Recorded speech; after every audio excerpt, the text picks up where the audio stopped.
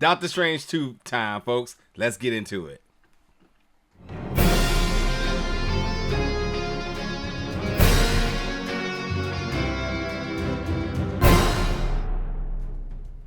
What's up, folks, and welcome back to the channel today for another review. And today we are finally getting ready to review Doctor Strange Multiverse of Madness. You all know when it's coming out. You all are waiting for this film. I gotta tell you, ever since I seen this get revealed at San Diego Comic-Con, I think it was 2018 or 19, I don't know, it's been a while, but ever since it was released or announced that it was going to be released, I have been waiting for this. And I know everybody's very big infatuation of the multiverse, but for me it's the horror, and that's what really locked me in. First of all, Wanda or Scarlet Witch is one of my favorite MCU characters, and just in all of comic book. You know, Magneto, Wanda, those are my 1 and 2. In a film that was Doctor Strange, and I've always been obsessed with Doctor Strange and all the diverse different spells he had and whatnot, and kind of seeing him grow over his time in the MCU, you know, becoming stronger and stronger. On the same token, it was Wanda also, who I just was like, listen, that's who I want to see become who we all know her to be, OP. In this film, OP. That's all. Anyway, let's get into it, because this is a film that you all gonna want to check out, and I'm just only going to just seal the deal for you here right now. First off, folks, this film theme is about a bunch of people who are just not happy. All this is because people are not happy. Wanda isn't happy because, I mean, she's lost everything, and all she wants to do is be a mother, but she doesn't have kids. Her kids doesn't exist in this reality, this world, you know. And oddly enough, Stephen Strange, Doctor Strange, isn't happy because of his, well, let's just say, not having Christine, you know, his love interest. His love interest for the MCU, should I add, because of the comics different. But, you know, it didn't work out for him and Christine's getting married, and, you know, he goes to the wedding. He's definitely in his feelings like, you know what, I wish it could have worked out. And she's kind of like, I'm happy, you know what I mean? But at the other end of this, America Chavez is also really not happy because upon her really discovering her abilities, she's lost her moms, and that's kind of a, let's say, like a bit of like grief that she's dealing with. And at the same time too, you got somebody haunting her, these different demons trying to kidnap her to bring her back to the source to steal her powers. And we know her powers is her ability to jump through different dimensions. So, you know, that's pretty much it. With a bunch of action, there's a bunch of people who aren't happy that's trying to find their happiness in life. And America Chavez is also trying to save herself, but also I think, again, she's trying to figure out where her parents are. And, you know, she's going through all these different dimensions, meeting all these different Doctor Stranges, and some of them are good, some of them are bad, some of them want to help them, some of them don't, and so on. And like I said, there happens to be a particular person, which I will talk about in a second, that is after her in order to steal her abilities. And her abilities is, you know, it's OP. She can jump through different dimensions and whatnot. So yeah, anyway, let's just kind of get into like the logistics of the film. First of all, the Marvel logo in the beginning is changed. You know, typically it ends with Black Panther being the last one, but this one wasn't. So I guess we are turning the page on that right now. So there's that. The film starts off instantly in action, like not even a second. You're right in the gist of everything that's going down. America Chavez is instantly introduced along with another dimensions, Doctor Strange, than the one that we are accustomed to, as we see her on being targeted and trying to get her to steal her powers.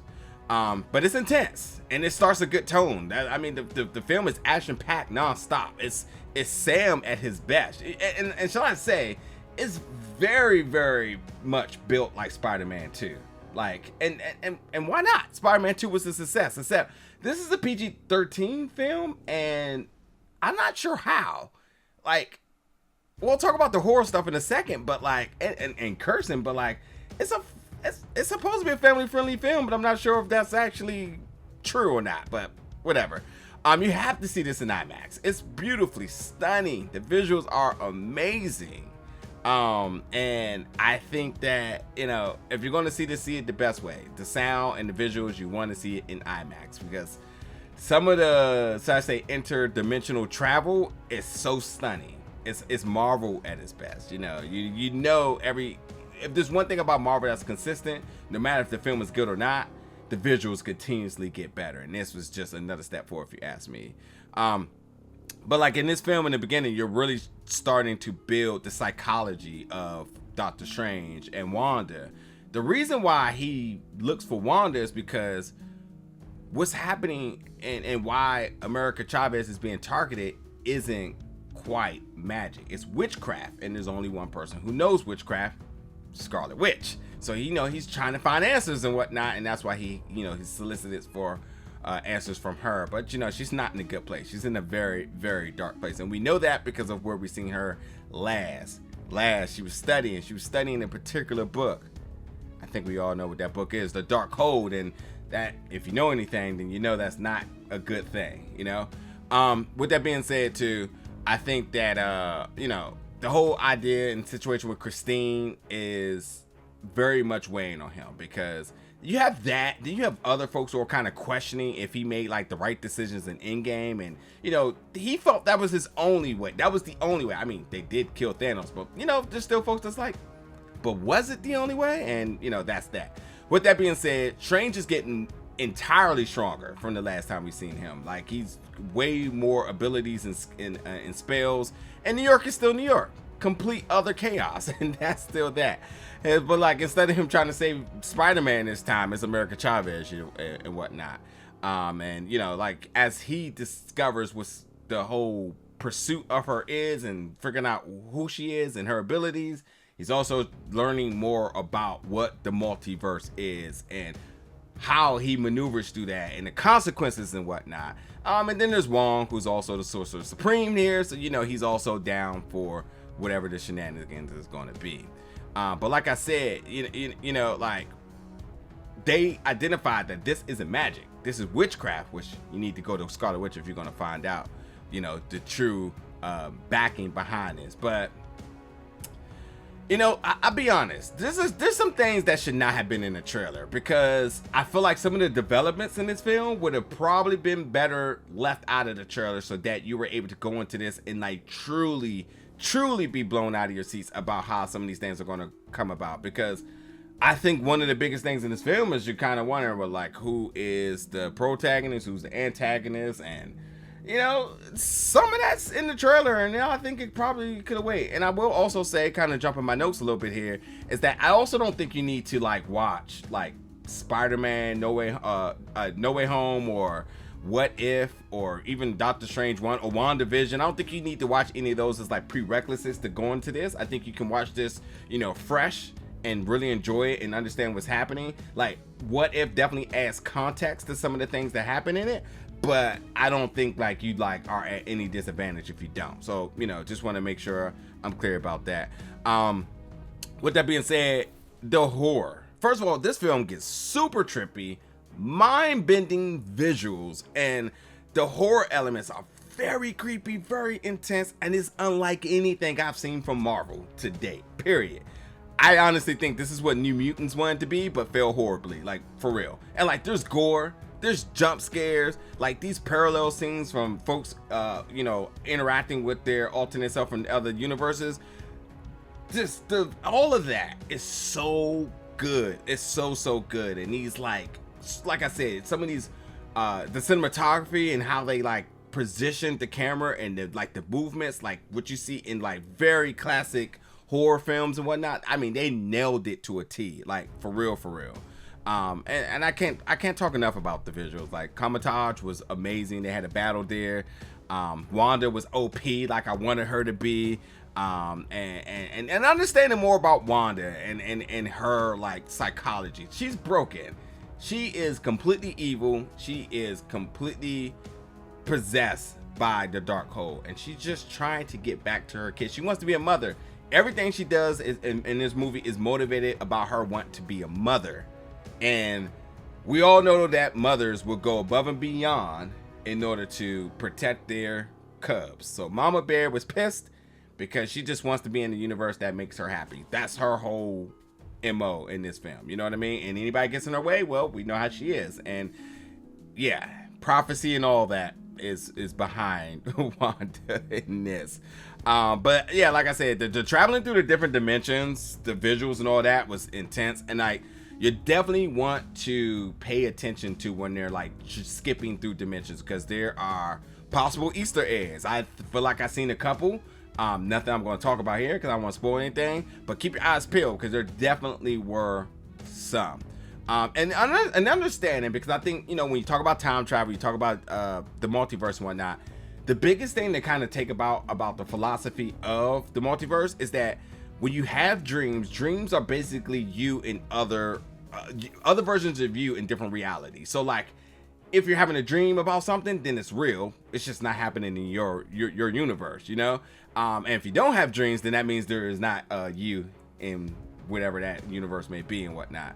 So, you know, that, and then there's rules in universes. I mean, America Chavez was very clear. She has the most experience, so she said different rules in different universes. And, you know, when you go to these universes, you know, you got to know these things. You know, you always want to get food. You know, everything that you assumed in another universe may not apply in this one. So, like, different universes, different rules. So be aware of that. And, you know, with that being said, there's definitely some funny moments in this because the film gets dark. It's absolutely a horror film to a T, but it does have some comedic releases and moments to it. Christine being there. I mean, Christine is Doctor Strange's soulmate. So, like, she's in different versions of herself. And you know, and we learn more about Wanda's abilities, more about what Doctor Strange is able to do, what the complete possibilities of the Darkhold and what you can do. I mean, if you know anything about it, you know the Dream Walk is a very particular part of it, and that is executed also in the trailer. So not a spoiler. The score, fantastic. I love the score because the score was implemented in such a unique way.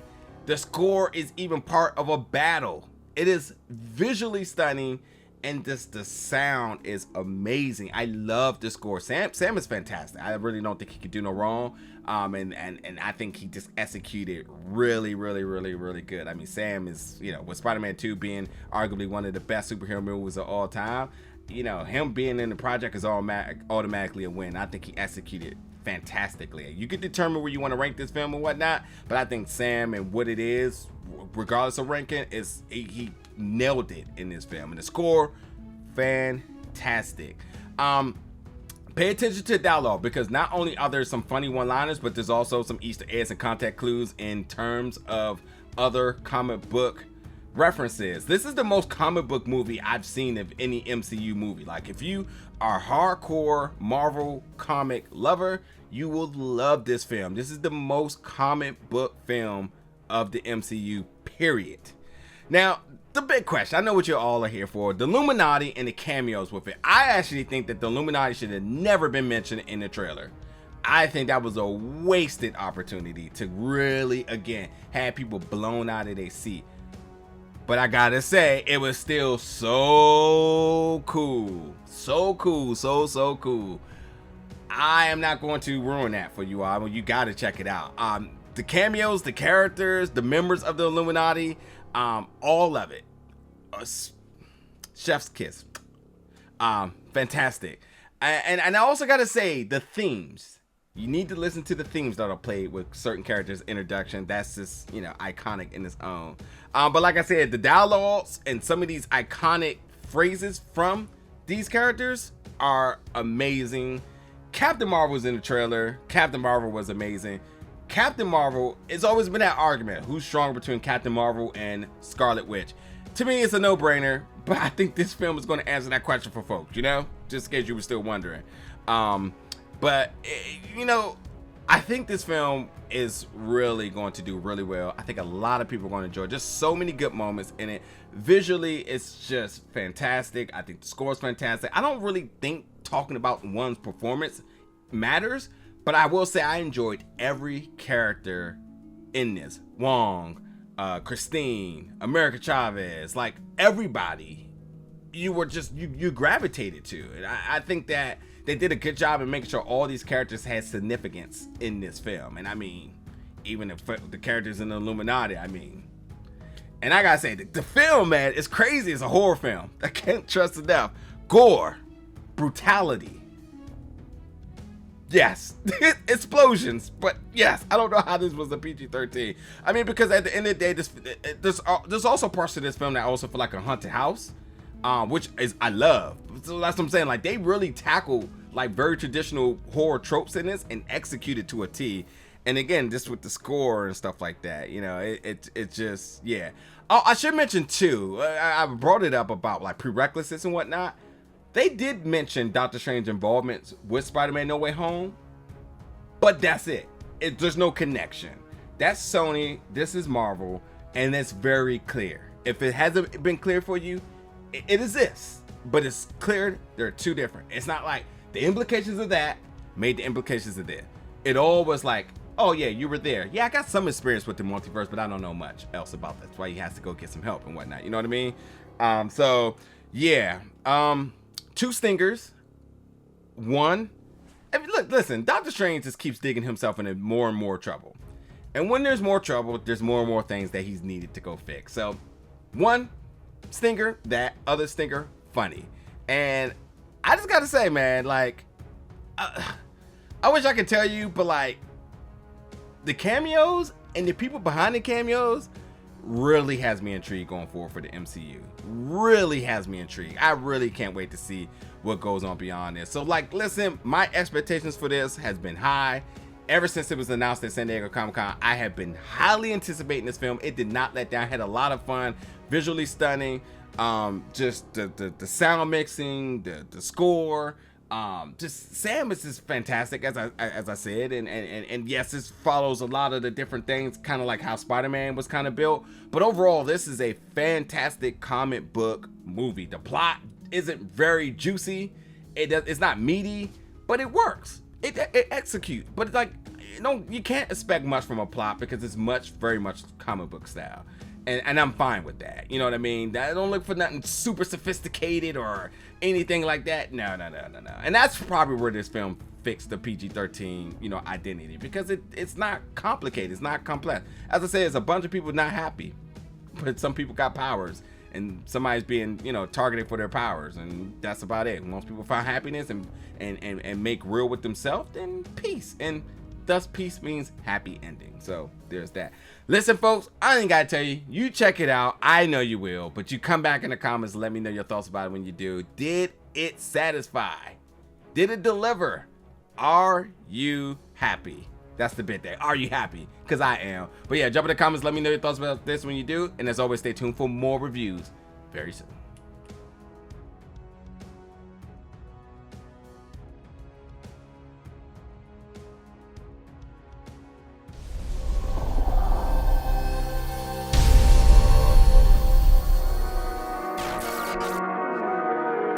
Multiverse.